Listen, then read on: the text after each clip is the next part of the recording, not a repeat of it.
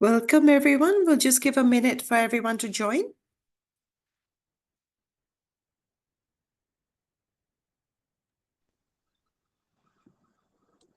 Do you want us to leave our cameras off for now? Oh, no, please keep your cameras on. That's fine. We just start in a minute.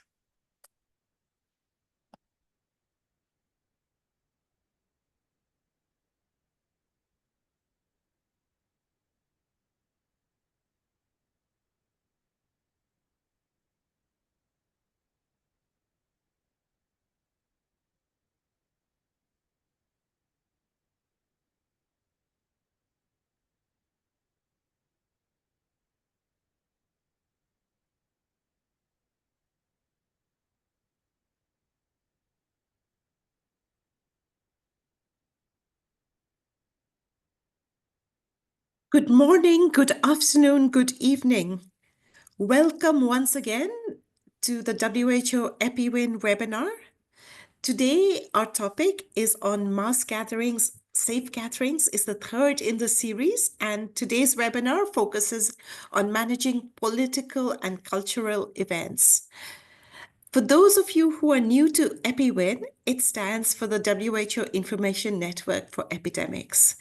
And the goal is to translate science and knowledge to make it accessible, understandable, and relevant for evidence-informed actions and policies in health emergencies.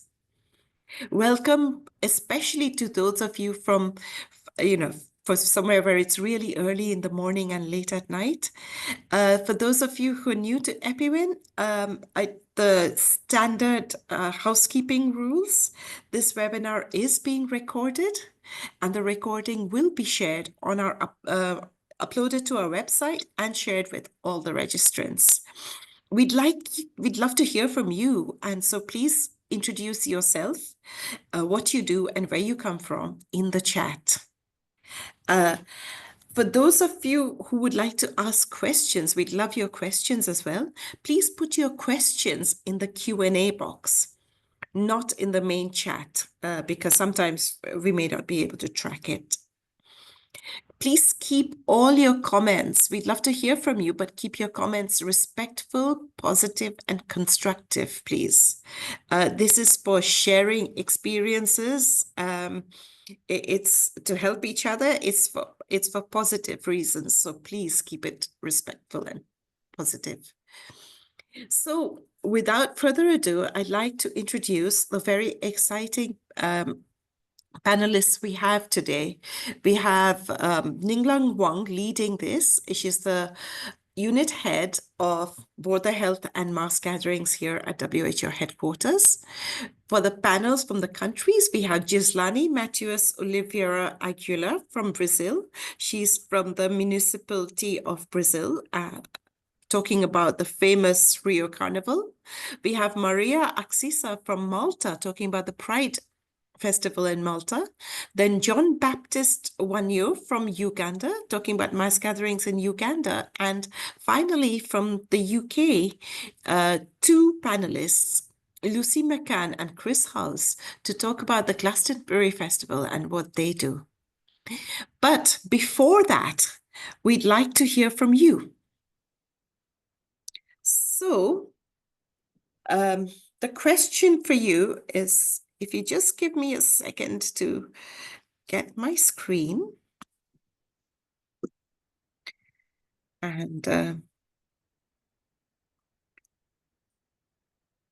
if you go to slido.com, hashtag 6578175, that's slido.com, hashtag 6578175. And the number is also being put on the chat. Can you see it? So please let us know, have you been involved in health planning for a major mass gathering event?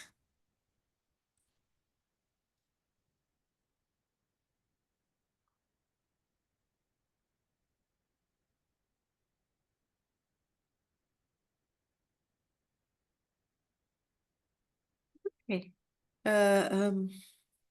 It looks like some of you have, some of you haven't. As more of you respond, we're getting a better idea. That's great. A lot of you would love to learn more. That's fantastic.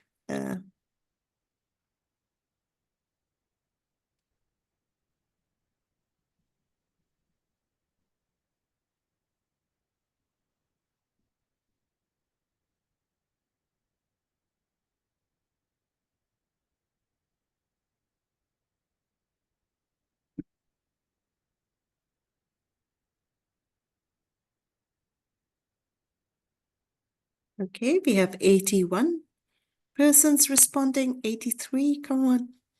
We'd love to hear from more of you.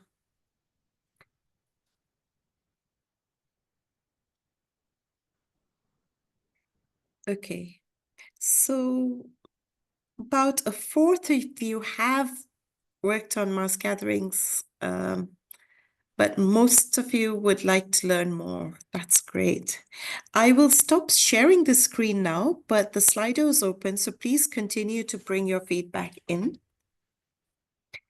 And I would now like to request Dr. Ninglang Wang to provide the welcome remarks on behalf of our director, Dr. Nedret Emiroglu. Unfortunately, she could not be here today because the World Health Assembly is going on right now, and she's been a bit caught up on that, but she's requested Ninglang to speak on her behalf. Over to you, Ninglang. Thanks very much, Supriya and colleagues. Good morning, good afternoon, and good evening to all. On behalf of Dr. Nedret Emiroglu, she's the director of our Health Emergency Call Capability Department in the Health Emergency Program. As Supriya mentioned, that she's not able to join today, unfortunately, because of the ongoing commitments in the World Health Assembly. So you know this week is the WHA week. But she wants me to pass her words and to thank you everyone for your attention to this topic. So here I'm pleased to welcome you to the third session of Mass Gathering webinar series, this time focusing on political and cultural events. We know that these events are very powerful expressions of civil life and our collective memories. But from public health perspective, these events may pose public health challenges like the two webinars we already talked about, the sports games, religious events. Those health risks might range from the infectious diseases, environmental health considerations, emergency care planning, risk communication, and so on and so forth. There are many. Therefore, that require the thoughtful and evidence-based preparedness and response. And today, we are very fortunate to have a few speakers representing the diverse experiences from Brazil, Malta, Uganda, United Kingdom. They really wanted to thank you very much to those speakers for their time and to share their insights and experiences. They are vital. Those experiences are very vital for us when we work together to ensure that health planning for the mass gathering is not only reactive, but also anticipatory and embedded across all the different sectors involved in the mass gathering planning. So we thank you for your continued collaboration and the commitment to this very important work. With that, I think we could begin our discussion. And thank you again for your efforts and the time for being part of this very important conversation. So thank you very much, and back to you, Supriya. Thank you very much, Ninglang. And now, without further ado, we head over to our panel of speakers. To start with, I'd like to invite Dr. Gislane Matthews to talk about the Rio Carnival in Brazil. Over to you. So Dr. Gislane will be speaking in Portuguese. So if you want to listen in English, if you go to the interpretation booth at the bottom of your screen on Zoom and then go to the language that you'd like to listen in. Thank you. Over to you, Dr. Gislane.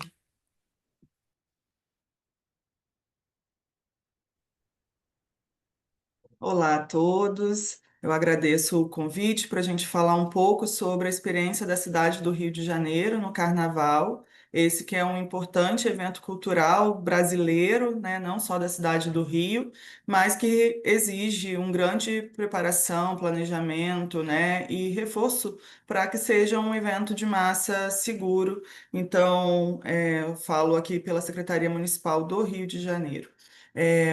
Próximo slide, por favor. A cidade do Rio de Janeiro, ela é a segunda maior cidade do país, com mais de 6 milhões de habitantes. O slide não passou.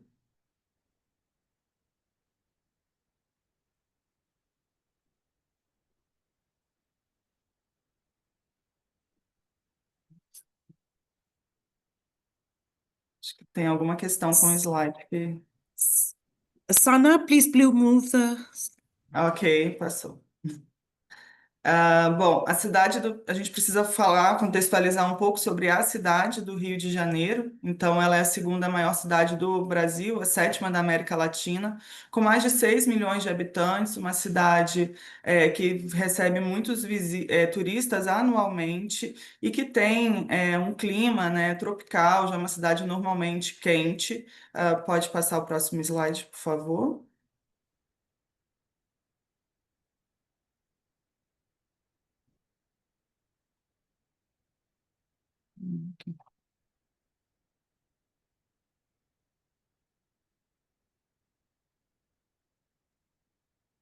O Rio Sana, de please Janeiro. move the slide. Next slide, please. Ok.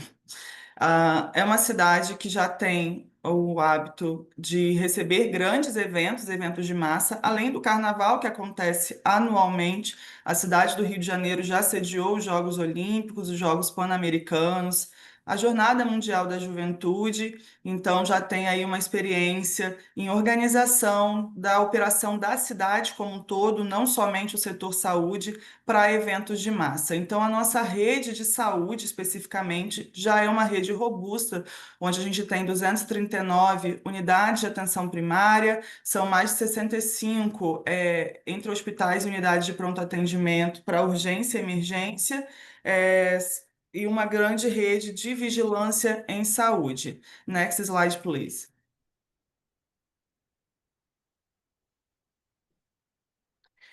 O Carnaval do Rio de Janeiro, eu acho que é o maior evento cultural que a gente tem na cidade anualmente, e não só na cidade, mas no país. Então, o Carnaval do Rio de Janeiro, ele reúne na cidade mais de 8 milhões de pessoas, né? Então, a cidade, ela aumenta muito o seu contingente e pessoas vindo de todos os locais do mundo, do Brasil e também da grande região do estado do Rio de Janeiro. Então, nós temos aqui no Carnaval, né, muito conhecido pelos desfiles das escolas de samba, mas também nós temos um grande carnaval de rua, onde a gente tem blocos de rua. Blocos de carnaval, mais de 444 blocos registrados nesse carnaval desse ano, né, de 2025, e são 28 escolas de samba que desfilam no sambódromo, mas também tem outras escolas que desfilam em outros locais da cidade. Então é um grande evento de massa, aí muito famoso, e já desde de antemão convido a todos a alguma vez na vida assistirem o Carnaval da cidade do Rio de Janeiro. Next slide, please. Para que a gente faça esse evento de uma forma segura, existe toda uma operação da cidade para organizar, para preparar esse evento. Não só da saúde, mas também transporte, mobilidade, segurança pública, mas eu vou focar aqui na operação da saúde. Na saúde, além daquela rede municipal de assistência à saúde e de vigilância em saúde que eu mostrei anteriormente, ainda tem um incremento, né, de novos postos médicos nessas regiões que vão receber a maior parte desses nesses blocos de carnaval ou até mesmo no sambódromo, nos desfiles das escolas de samba. Então, esses postos médicos eles são equipados com um time preparado para atuação e também com ambulâncias e tem todo um planejamento de retaguarda para remoção, para internação, para leitos, para análise laboratorial e também é feito toda uma operação de vigilância, vigilância sanitária e vigilância em saúde, além de regulação e assistência médica. Então, é uma grande operação e esses postos são montados especificamente no período do carnaval ou quando a gente tem outros grandes eventos, como o próprio Réveillon, agora tivemos o show da Lady Gaga na praia de Copacabana. Então, nos nossos eventos de massa, a gente tem um reforço da capacidade assistencial. Pode passar. Next slide, please. Com relação à vigilância em saúde, considerando os riscos que os eventos de massa têm, existem ações que acontecem antes do evento, durante o evento de massa e após o evento. Então, existe todo um monitoramento local, nacional e internacional de cenários epidemiológicos que possam trazer risco ao evento, até pelo fluxo e migração de pessoas que a gente tem nesse período. Tem todo o treinamento profissional dessas pessoas que vão atuar no carnaval, tanto com relação à vigilância em saúde, mas também à assistência médica. Existem inspeções e o desenvolvimento de planos operacionais, planos de contingência e planos operacionais padrão daquele evento de massa para o setor saúde e para cada um dos setores envolvidos. E tudo isso é discutido no nosso centro de operações da cidade. Durante o evento, existe todo o monitoramento do cenário epidemiológico em tempo real, através de inteligência epidemiológica e também análise de dados assistenciais, com rondas periódicas também nos postos médicos, além de digitalização, informatização de todo o nosso sistema assistencial, onde é possível fazer vigilância de mosaico, né? A gente consegue fazer a vigilância de detecção digital, vigilância de dados sindrômica, vigilância de dados assistenciais e monitorar se acontece algo que necessite de medidas imediatas para mitigação. Além disso, os nossos postos ficam disponíveis, a gente monitora todos os atendimentos. E determinadas investigações epidemiológicas e medidas de controle podem acontecer também de acordo com as ameaças detectadas. Pode passar. Next slide, please. Após o evento, também continua esse monitoramento do cenário epidemiológico e comunicação, e atualização, e essa comunicação também de risco e comunicação institucional, né? Nós aqui no Brasil temos um sistema único de saúde que já é organizado de forma descentralizada e é um sistema público e universal que garante essa organização. Aqui estão alguns números específicos do Sambódromo na operação desse ano, mas isso são só números do Sambódromo, que é a avenida onde as escolas de samba desfilam do grupo especial. Mas os números das cidades são muito maiores. Next slide, please.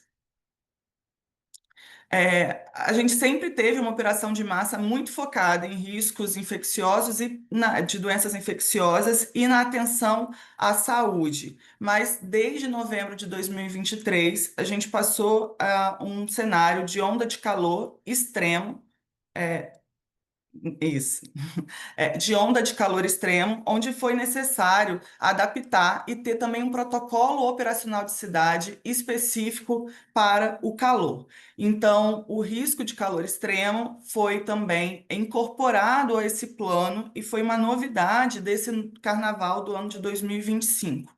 Onde, a partir do que tudo que vem acontecendo de recordes de índices de calor, levando inclusive ao óbito de uma jovem num show em novembro de 2023, foi desenvolvido um protocolo de calor da cidade do Rio de Janeiro, que é a primeira cidade do Brasil a ter um protocolo de calor operacional de cidade. Então, nesse carnaval, essa foi uma novidade, já ter um protocolo da cidade para o calor em vigor acontecendo. Então, esse protocolo ele foi lançado em outubro de 2024, é um protocolo operacional da cidade, então, dependendo do nível de calor, são tomadas ações e comunicação de risco e preparação, não só na saúde, mas em escolas, enfim, em outras operações da cidade, incluindo os grandes eventos, né, os shows e grandes eventos. Então, esse protocolo ele tem 5 níveis de calor, né? Onde cada nível você vai aumentando o risco à saúde, né? E tem ações específicas para cada risco de calor. Eu precisaria muito mais que 7 minutos para detalhar esse protocolo, mas depois eu vou deixar um site onde vocês podem consultar. E dependendo do nível de calor, a gente tem ações específicas. O carnaval geralmente acontece no início do ano, o verão aqui da gente, do Brasil, e a gente tem altas temperaturas nesse período. Pode passar o próximo slide, por favor. Hoje faz parte da matriz operacional da cidade o protocolo de calor, esse nível de calor. Então, qualquer cidadão ou turista que esteja na cidade, ele consegue ver qual é o nível de calor que a cidade está num site aberto ao público e também num aplicativo, num app, no seu próprio celular, do Centro de Operações Rio, COR Rio. E nesse verão especificamente, né, a gente teve bastante calor.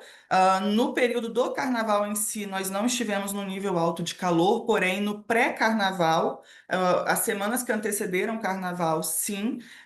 Então, a gente tem aí algumas manchetes mostrando, mas esse carnaval desse ano, a gente precisou acionar algumas medidas do nosso protocolo, como a distribuição de água, enfim, a abertura de centros de refrigeração corporal e também medidas para amenizar e a adaptação de eventos, né, principalmente com relação a horários, para poder mitigar e trazer mais segurança para esse risco do calor extremo. Mas no nosso protocolo, se a cidade estiver no nível 5 de calor, por exemplo, eventos podem ser cancelados.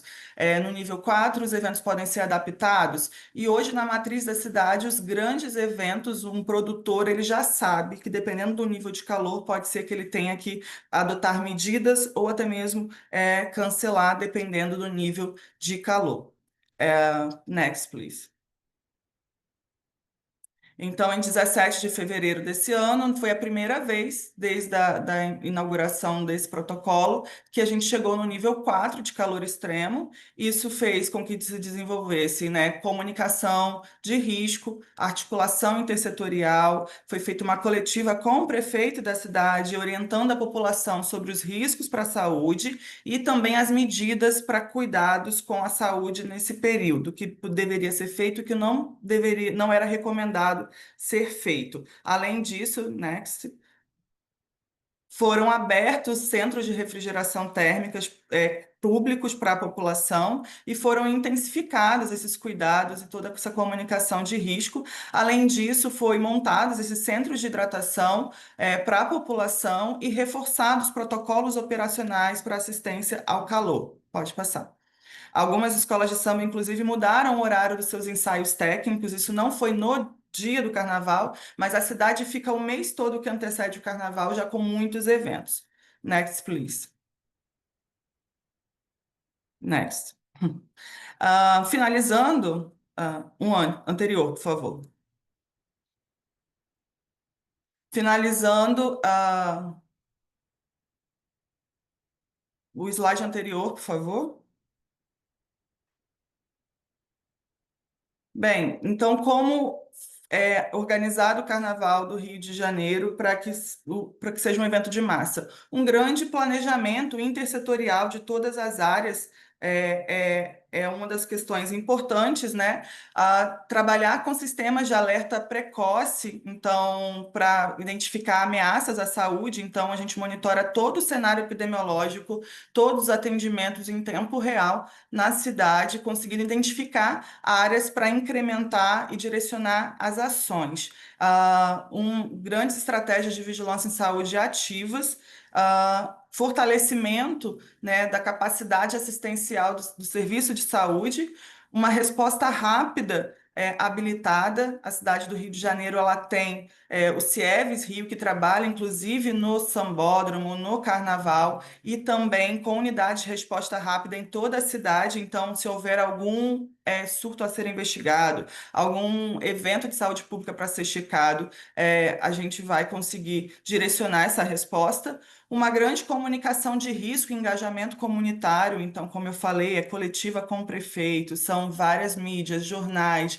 Então, essa grande comunicação de risco para que a população consiga também adotar as melhores práticas para proteger a sua saúde e evitar práticas que possam colocar a sua saúde em risco, e também, dentro do SUS, fortalecer essa capacidade do sistema responder e atender a todas as pessoas que buscarem para assistência médica, e inteligência epidemiológica e coordenação intersetorial. Então, é feito, inclusive, após o carnaval, uma reunião de debriefing. Existem várias reuniões antes para organizar esses planos operacionais, esse plano de remoção para um leito hospitalar, enfim, os atendimentos, mas também durante o carnaval e após reunião com todos os setores da prefeitura. Então, next slide, please. Através disso, a gente consegue organizar uns grandes eventos de massa, garantindo resposta, garantindo preparação, garantindo planejamento da cidade para lidar com esses riscos quaisquer que apareçam, e tendo aí um evento com segurança, com saúde, com proteção à saúde. Então, próximo slide. Fica aí o convite para que todos aqueles que não conhecem passem o carnaval conosco aqui na cidade do Rio de Janeiro. E no próximo slide, que é o último, next slide, please.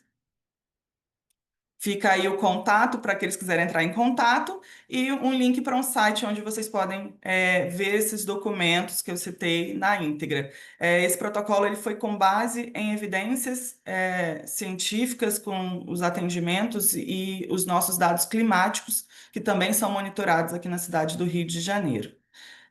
Obrigada a todos pela oportunidade e eu fico à disposição.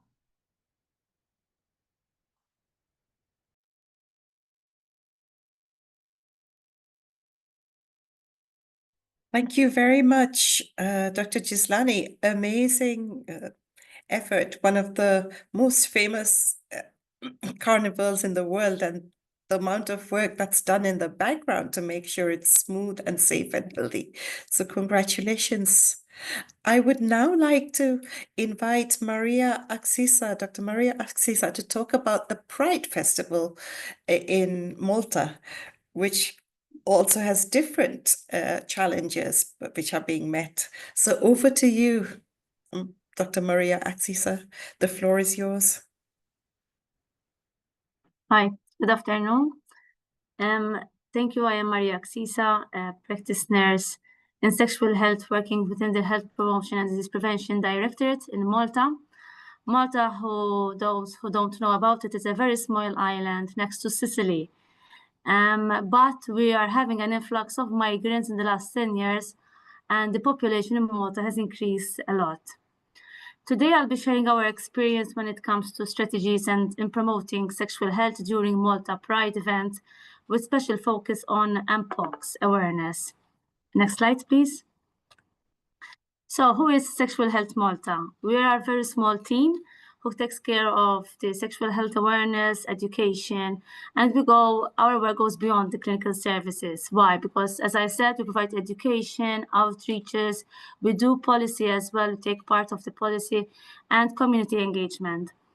We run talks, develop educational material, resources, collaborate with NGOs and stakeholders, because we think that is very important to be part of their initiatives as well. And we offer tailored one-to-one advice, especially to people with learning disabilities. Next slide, please. So, along the years, Pride along the years, our involvement in Malta Pride has started in 2019. As soon as I started in office, I thought it would be a great opportunity to engage with the community and be part of the event so that we can engage further and get the knowledge from there. Each year we build our experience to improve reach, visibility and engagement, making sure we respond to emerging needs like mpox awareness, which became a key focus recently. These are the photos that we took in the last couple of years.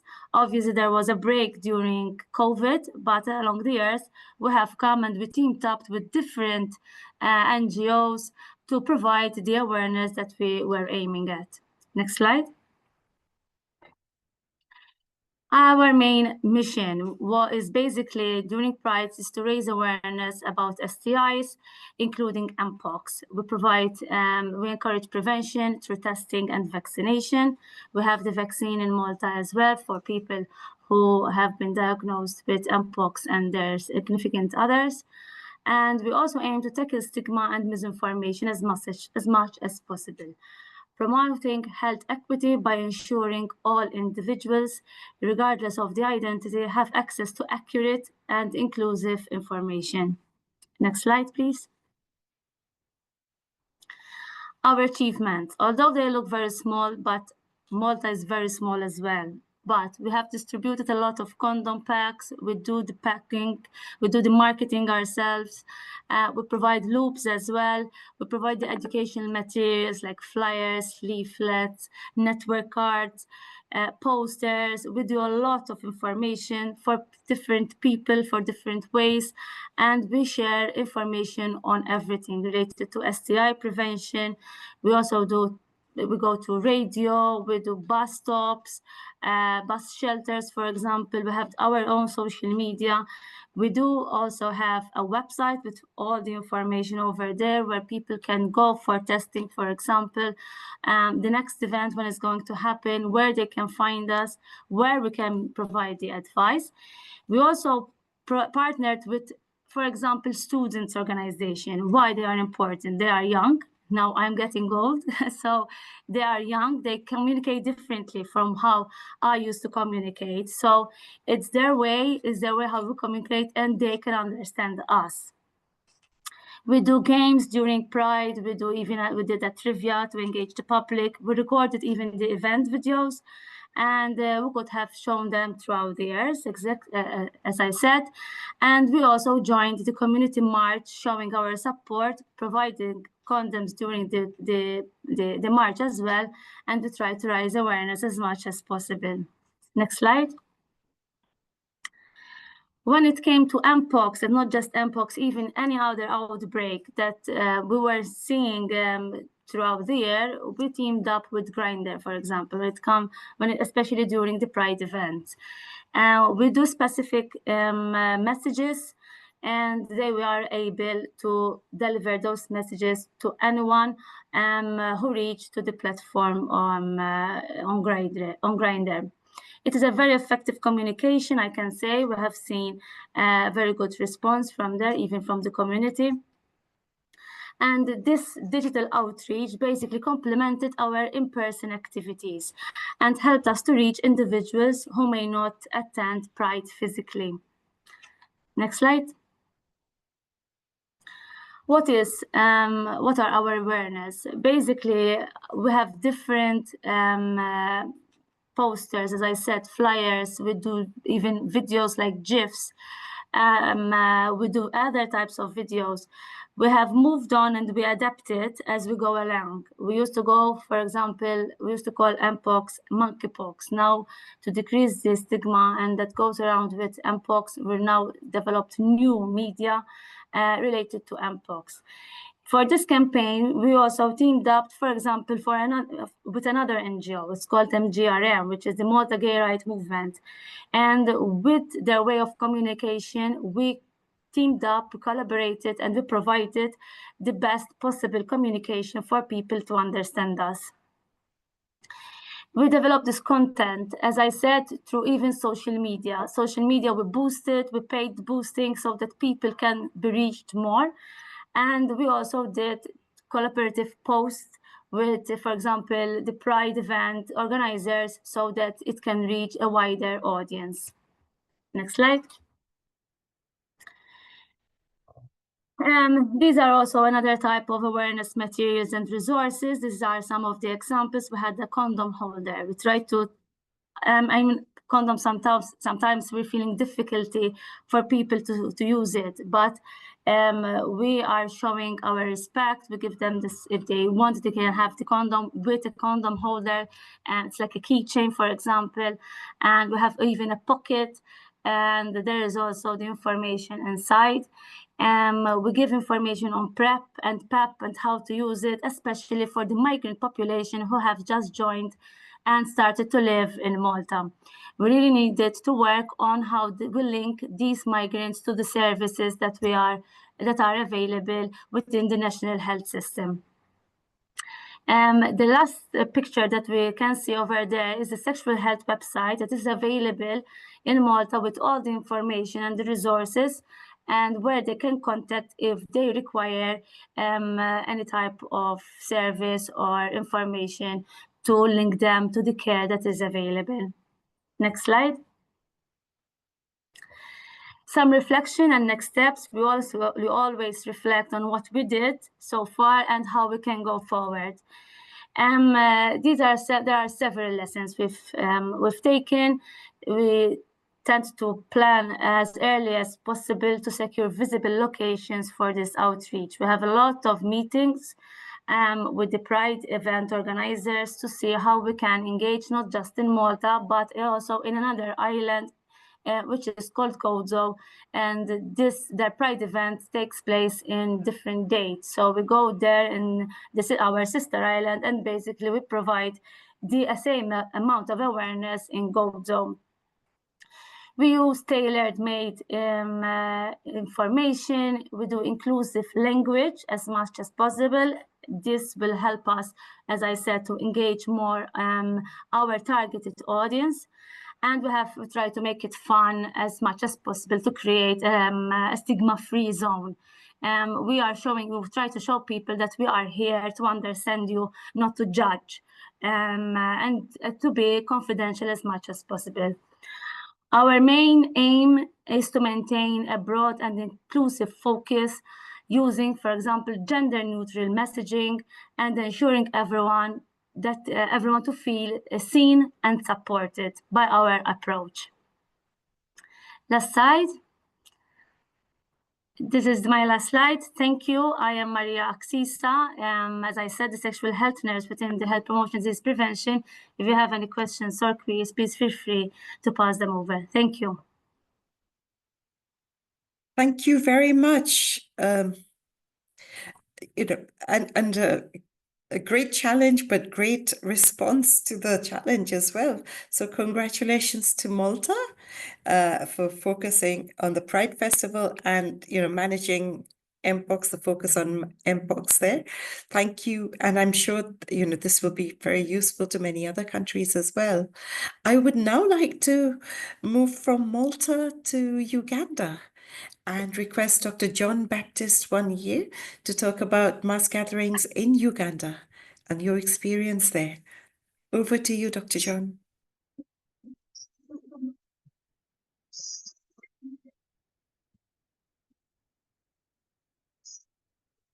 Yeah, thank you, our lead moderator, John Baptist here from Uganda. I'm going to speak on mass gatherings and our framework, which we have just started developing. I'll talk about the insights in the mass gathering management framework and the early preparations and coordination for 2026 elections. Uganda is set to hold presidential and parliamentary elections in the year 2026. Our mass gathering framework was developed through a consultative process where we received support from WHO AFRO, WHO Country Office, Ministry of Health. As you see, that picture is led by our Director General Health Services. At that time, it was Dr. Henry Mevesa, who has now changed to Dr. Oraro. The partners included those at Ministry of Health, different departments like emergency medical services, surveillance, laboratory, environmental health, and external partners, WHO, Red Cross, security forces, including fire, ambulance services, ministries of tourism, and others. All this we are participating together to develop this framework. The mass management framework, the vision is the Uganda population protected from health risks and consequences of any form of mass gathering within the country, with the mission of improve safety of the mass gathering through a structured multi-sectorial approach to mitigate risks and health consequences of mass gatherings in Uganda. The objectives are to guide the government and non-governmental actors so that we are able to assess our response capacities during mass gatherings, also to provide action packages during these mass gatherings. And the third is to encourage collaboration and coordination among lead actors in the health sector and the other sections who organize the mass gatherings. And the fourth one is to ensure that we meet the requirements of the International Health Regulation in 2005 for enhancing global health security and preventing and responding to international spread of disease.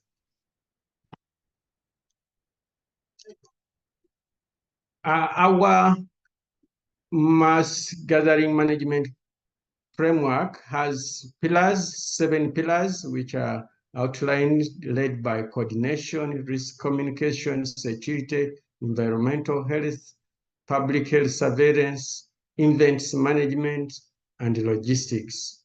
The key considerations which we make for most of the mass gatherings is to do with space or venue, where are we holding these functions, the number and status of participants, the security risks and threats, the nature of the event and its duration. The mass gathering management framework, which we have developed now, has 3 sections, and we deal with the introductory part, where there is risk management and its application to mass gathering, the incident management system, and the pillars.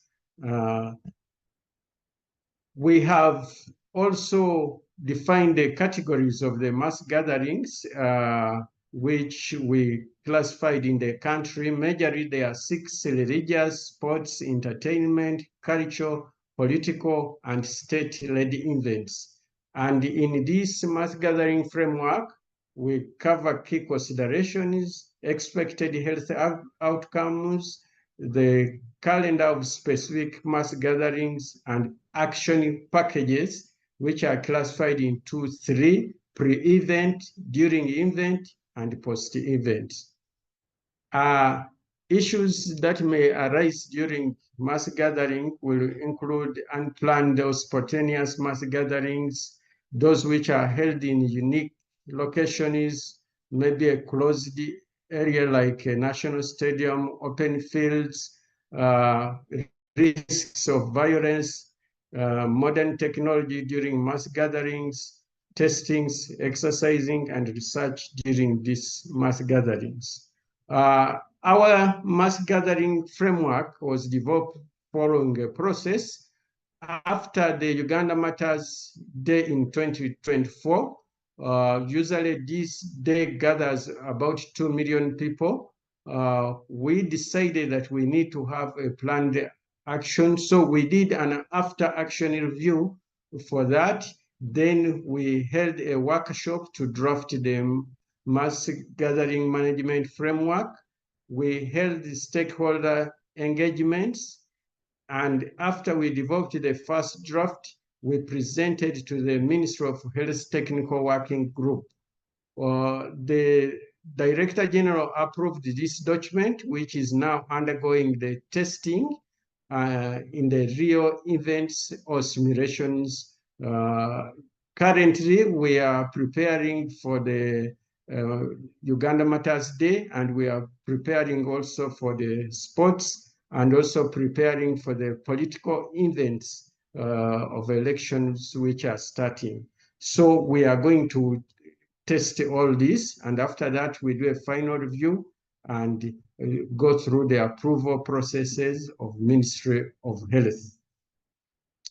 The early preparations and coordination for the elections, the chairman of the Electoral Commission in Uganda has announced that starting from September 17th,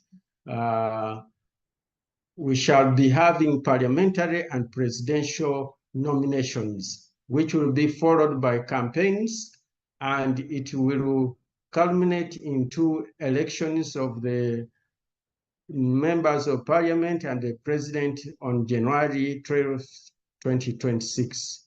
So during this time, as you can see, people act different. Some are excited, some are following different candidates, so the behaviors are different. So we do a risk analysis, and we have planned here, like for the 16th, 17th parliamentary nominations. These are conducted at district level.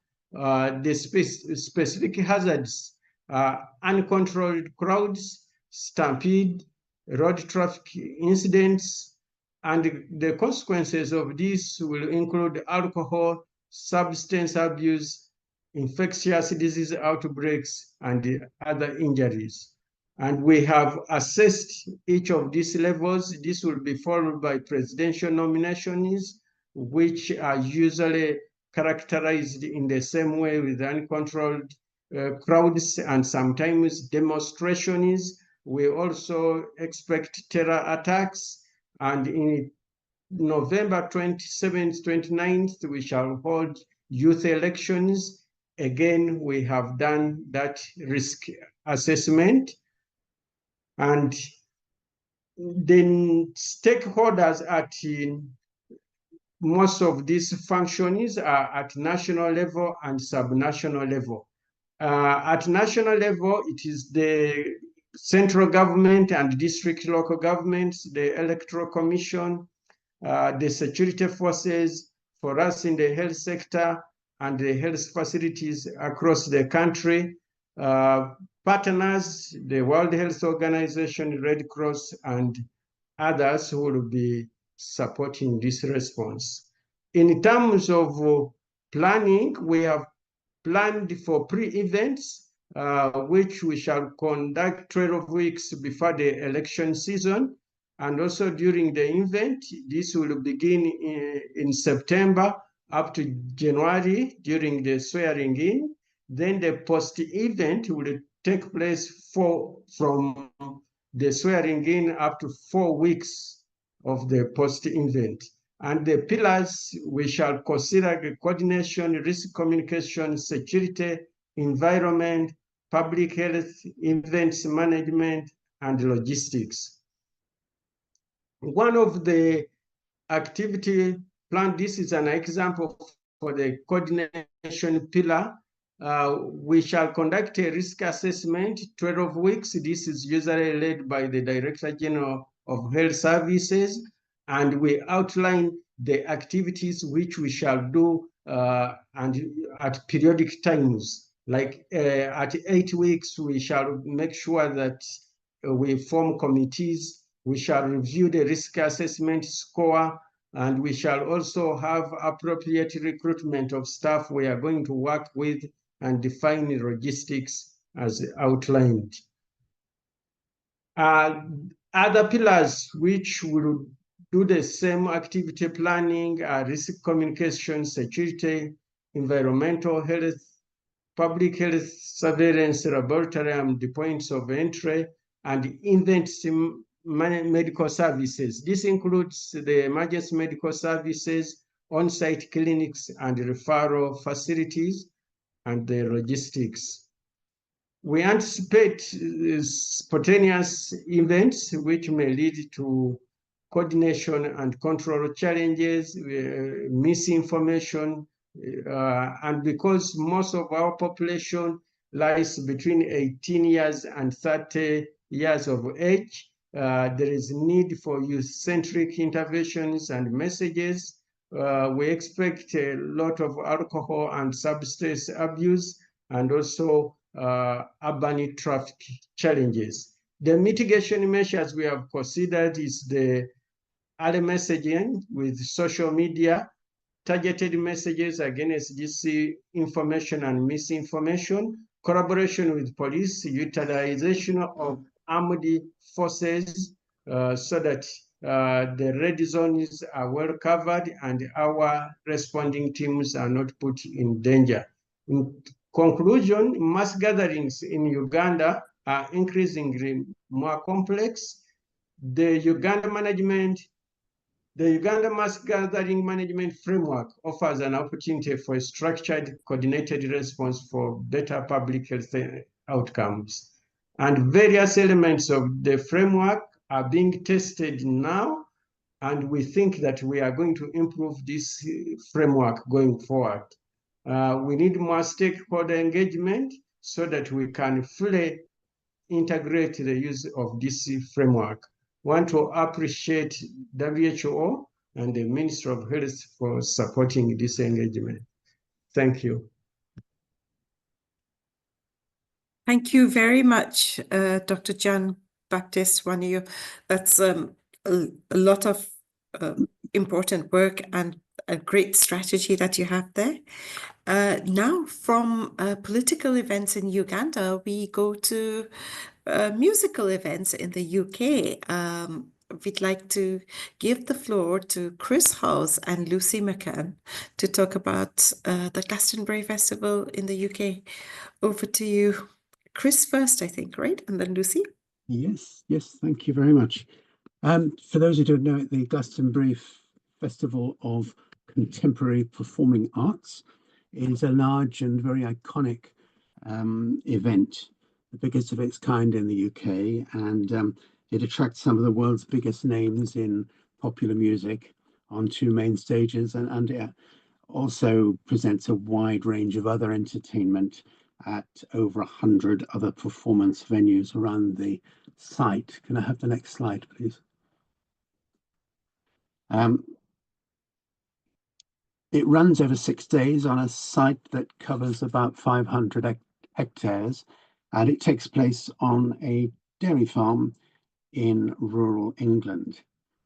And during the event, on each of the days, over 200,000 people are on site, most of them camping. Next one. Thank you. And that, I think, gives an idea of the size of the event. It's one of the largest collections of people in the southwest of England on that particular weekend. And next slide, please.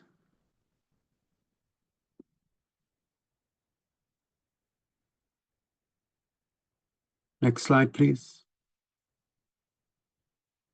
Thank you.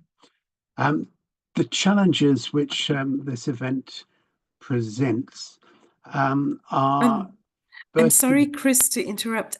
Could you try to speak a little louder, because we're getting messages on chat that some people can't hear you? Oh, I'm very sorry. I'll can you hear me now? Can you hear me better now? Yes, this is better. Thank you. Thank you. I'm sorry about that. The challenges that we've identified are firstly to provide the very best healthcare to those attending the event. And secondly, and equally importantly, to minimize the impact of the event on local health services. The site of the festival, the location, is quite away from the nearest major hospital, and the local health services have very little spare capacity at that time of the year. And in addition to that, the roads between the event and the hospitals are quite narrow, and communications can be a little bit of a challenge. Next slide, please.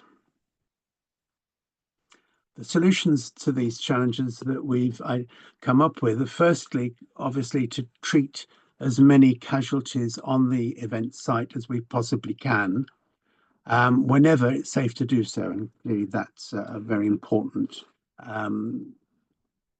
condition, that we certainly don't keep people on site any longer than we need to if they're compromised. The medical services on site are provided by an independent medical charity, and the staff work as volunteers. And because of that, it means that we can afford to include a high level of clinical expertise, which would be otherwise unaffordable if it had to be financed at commercial rates. The other thing which is hugely important is effective and well-rehearsed joint working with the statutory health services, both on-site and off-site, as far as the local ambulance service and the hospitals are concerned. Next one, please. These are some of the services that we provide on the event site. As you can see, we try to provide as a comprehensive a service as we can, with fully equipped emergency department, a minors section where we treat the less severe presentations, dentistry, imaging, psychiatry, so on and so forth. There's a site ambulance service on the site which moves patients from incidents to one of the medical facilities, and we have paramedics and first responders who are able to respond rapidly, either on foot, bicycle, or in 4x4 vehicles as required. Next one, please. These figures are from the last time the event was held, which was in June last year. And during that time, during the 6 days of the event, we treated over 4,000 patients and referred just over 50 to hospital. And that referral rate of about 1.3% is pretty typical. We expect and plan to refer somewhere between 1 and 1.5% of casualties at the various events that we cover. And on the other side of the slide, you'll see the top 10 diagnoses from last year, which are mostly minor illness and minor injury, but clearly there are more serious presentations from time to time, and that's the reason for having the high level of clinical expertise immediately available to cope with these. And by providing this comprehensive service, we are able to keep the impact of the event on the local health community to an absolute minimum. I'm sorry to interrupt you, Chris, but would it be possible to wind up a bit? We seem to be running over time. I've finished my bit. I'm just handing over to Lucy now. Yeah, I'll just rush through my bit. So next slide, please. So just to follow on from Chris, so you've heard about managing the acute clinical health risks at the festival. So I'll just quickly talk about the wider public health system response. And fundamental to this really is the partnership and multi-agency working. So the UK Health Security Agency, who I work for, along with our local public health colleagues, we work with field medical services, which is Chris's team, and the private provider. And then we work across with wider health and emergency services, and obviously the festival organisers. Next slide, please. And at the core of this partnership working are the emergency planning procedures that we have in place. So we have a command and control structure with named persons ready to respond to a major incident. We have robust plans such as a major incident plan and comms plans that have been signed off prior to the event and are exercised throughout the year. And then most importantly, we are all co-located on site during the festival itself. Next slide, please. And surveillance, as we know, is vital for detecting these potential health risks and threats and allowing for timely intervention and response. So we run a duty desk at the festival, and we have a range of data sources to collate and risk assess so that we can take the relevant public health action. So you can see things like notifications from clinicians, from the festival medical services, anecdotal reports from staff, and walkarounds from infection prevention and control colleagues, just as an example. And we also have twice daily health information cells. Next slide, please. And I'll leave this is just some examples of some posters and some incidents that have happened in the past. And then final slide, please. And then finally, just to summarize, in terms of our learning, we make sure that we have a multi-agency debrief after the event.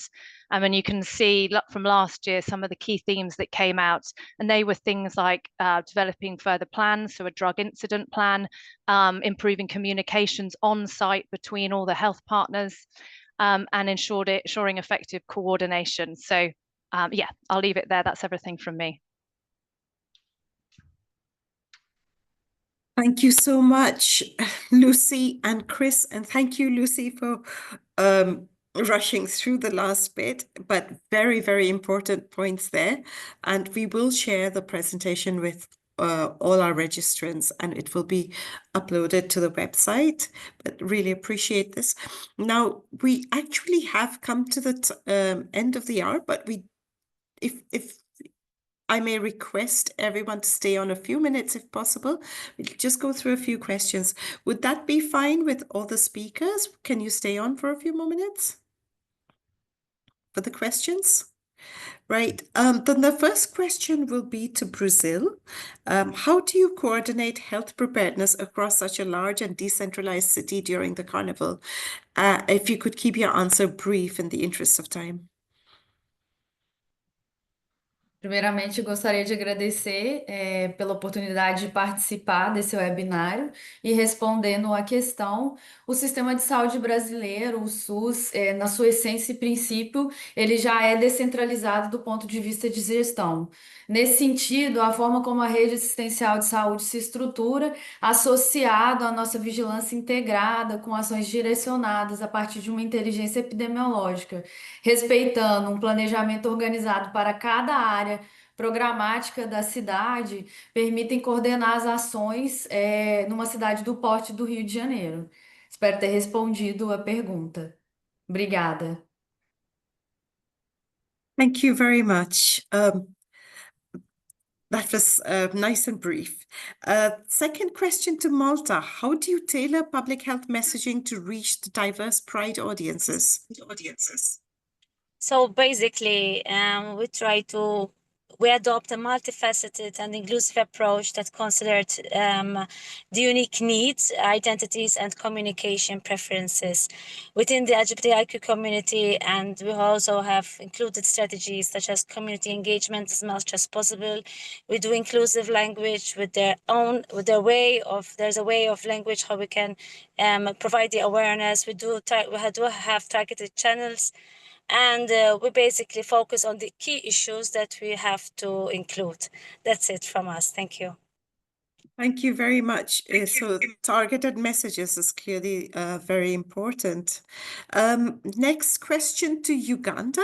How does Uganda's mass gathering framework adapt to different types of events, from cultural to political? I know it's a large question, but if you could keep it brief. Good. Thank you, Supriya. In Uganda, the way we developed this mass gathering management framework, we did a consultation and listed out mass gatherings into 6 of them. So in the framework, we developed a guide for each of these gatherings. The religious one, we benchmarked on the one of Uganda Matters Day, which stands out for religious gatherings. Then we had the AFCON, the sports one, where we are going to benchmark its use during the AFCON games. Then one of entertainment, we have also developed that module, culture, political, and state-led events. So there are 6 areas in our framework. That's how we adopt to it. Thank you so much. Different areas, different focus. Thank you very much. And thank you for keeping it brief to all things. And the final question to the UK, how do you coordinate between public health authorities and private medical services? Yes, thank you. Yeah, that's a good question because the field medical services, which my colleague Chris has talked about, is a private provider. And myself and UK Health Security Agency, we're obviously a public service. So as I previously mentioned, multi-agency partnership really is the key to an effective response. So co-locating on site at the Event Control Centre has been fundamental to that coordination between services, and it's enabled development of relationships, strengthened communications, and really facilitated that soft intelligence sharing. We also undertake at least 6 months of planning, so attending meetings, site visits, tabletop exercises, and we have plans in place. So, for example, there's a memorandum of understanding between the Festival Medical Services and the National Health or the ambulance service. And we have online portals where we can all share information, just as some of the examples.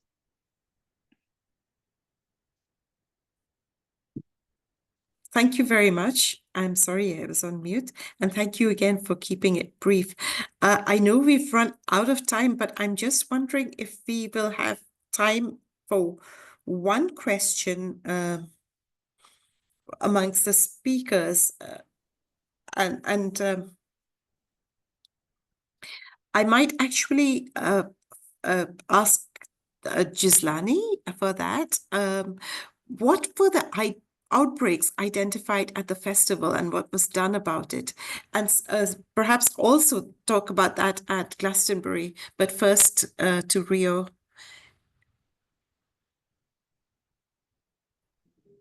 Então, durante a operação no Sambódromo, foram identificadas 2 suspeitas de surto de doença diarreica.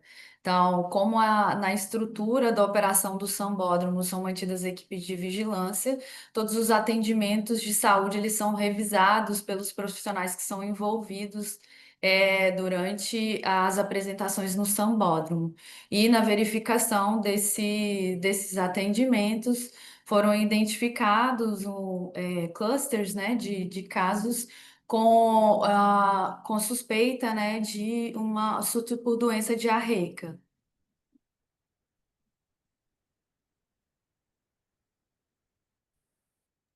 Thank you very much, and thank you for keeping that brief. And if Lucy and Chris for Glastonbury, very, very briefly, if you could answer that. Chris, would you like me to? Yes. So in terms of examples from Glastonbury, we expect a level of, obviously, with the gathering of 200,000 people in one small area, a degree of transmission around some of our infectious diseases. So we have, in the past, for example, we had Mpox case last year, and we would manage that in the way that we manage that, across the country. So risk assessing, doing some contact tracing, and isolating that individual off-site where necessary. A few years ago, we also had E. coli cases, so sugar toxin E. coli cases, and that was related actually to a heavy amount of rainfall and sort of runoff from the dairy farm. So we've got mitigations in place now to make sure that those sort of things, all the learning from the infectious disease cases and outbreaks goes into the learning for the next year to try and make sure that we avoid any further outbreaks and infections. Thank you. To follow up on that, so do you have real-time surveillance in Glastonbury? Yeah, so, and that's an interesting question that we talked about this year. So we, what we do is we have a number of sort of event-based surveillance. So I talked about, we have clinical notifications from our colleagues in the Festival Medical Services. We have colleagues who walk around and gather information from festival organisers. We use, if samples have gone to the lab, then we'll use that as part of our notifications. But we don't have an established sort of Glastonbury surveillance system, and that's something that we're looking at in terms of how helpful that would be. What we do is we have a national case management system that we use in UK HSA, and we make sure there's a context around Glastonbury, and we do post-event surveillance as well. So we will link people who've been to Glastonbury and developed particular infections, so that we can look at whether there's been any transmission on site, whether there have been any outbreaks linked to Glastonbury, and tailor our messaging around that. Thank you. That's really interesting to know. We've run well over time now, so huge thanks to the speakers for staying on. I would like to now request Ninglang to share the key points and close the webinar. Over to you, Ninglang. Thank you very much. Let me just quickly share my slides. Can you see my slides? Okay, good. Thank you very much to all the speakers and for your very insightful presentations and the Q&A, your contributions to the Q&As. I'm sure that many of us would love to have more time and to have deep dive on some of the subjects because they are really interesting and inspiring. But however, yeah, we have that time constraint. I'm sure that the participants will have the presentations for further digestion. Now, just to wrap up this webinar, I'm going to highlight a few key takeaways. Just to share with you, what WHO can support in terms of the technical assistance and resources and so on. So you can take on when you need it. Okay, so very quickly, I'm mindful of the time, so I'm going to go through very, very quickly. I just wanted to bring to you WHO's role in providing technical guidance and the support to member states, the host nations, and event organizers. So our role is really to, as usual, as the health community organization, so we provide the tools, best practices, and the tailored advisor for the health planning for the host countries and event organizers. So that regardless of the types of the events, regardless of the sizes of the events. Also, I would like to clarify WHO, we provide the advisory role rather than the regulatory role, meaning we're not in the position to take a decision on behalf of the host nations and event organizers. So we basically provide technical guidance, as we just mentioned, rather than enforce any actions with regard to mass gathering. As our health planning starting point, we recommend the countries and event organizers to start with a strategic risk assessment, which I will touch upon a little bit in the next slide. And here I also wanted to bring to your attention, mass gathering is grounded in several milestones. In 2012, we have the WHO Executive Board paper to highlight the global mass gatherings, their implications and opportunities for global health security as their platform. And then over time, recently last year, we actually endorsed WHO World Health Assembly endorsed a resolution to address the sports and the health well-being through sports games. So you can see that in the picture, this is the award that we very honored that we got from the IOC president. So you can see there is an award to our Director General, Dr. Terrace, and also award to our team. So very, very honored to record that historical moment. And then the risk-based approach, as we touched upon.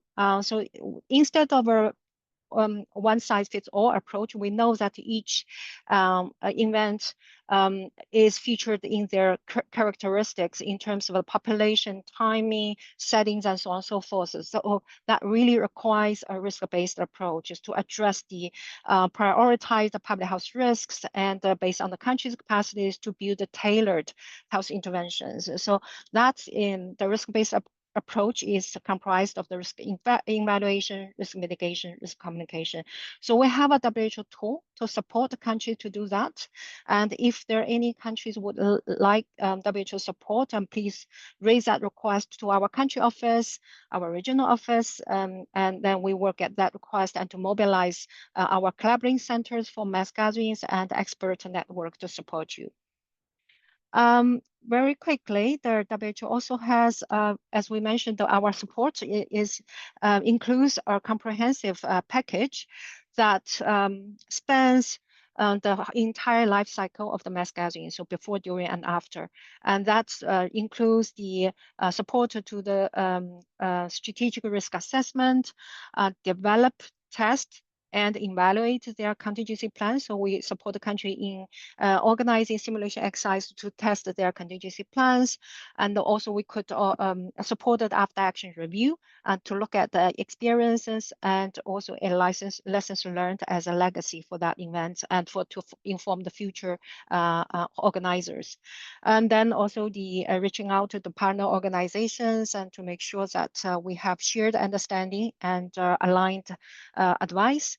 And during events, we support the country to set up the event-based surveillance specific for that event and record any experience as lessons learned, as well the public health response if the country requests that support. After action review, the same.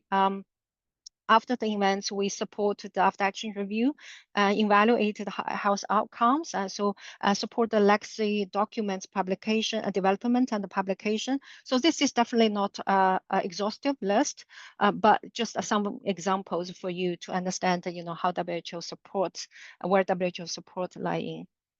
And then last but not the least, and the resources. So here are some WHO guidance. First is public health for mass gathering key considerations. So this is the overarching framework where you can address all the health considerations and how that we can respond to those health considerations and what are the country experience in the past. Right now, we're updating this big document. And then the generic risk assessment tool I mentioned earlier. And there is a global mass gathering intelligence platform which accommodates the events, different types of events that upcoming, and the disease outbreak news, country capacity level, and any publications are relevant to that event.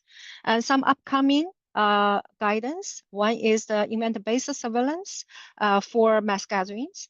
And there is a toolkit for the mass gathering simulation exercise after action review. So that provides some a question bank to trigger questions and to support the country use and a few scenarios as well and to support the country's use. And there are RCCE, risk communication, community engagement toolkit for mass gathering. And there's also a website where you can find more information. So I will stop here, but just want to add one point. This is a WHA a week. If you are interested in following discussions, resolutions, decisions that are shaping the global public health agenda, please get to the WHO website. On the landing page, you will see the WHO webpage where you can really follow the live broadcast. So thank you very much, and back to you, Supriya.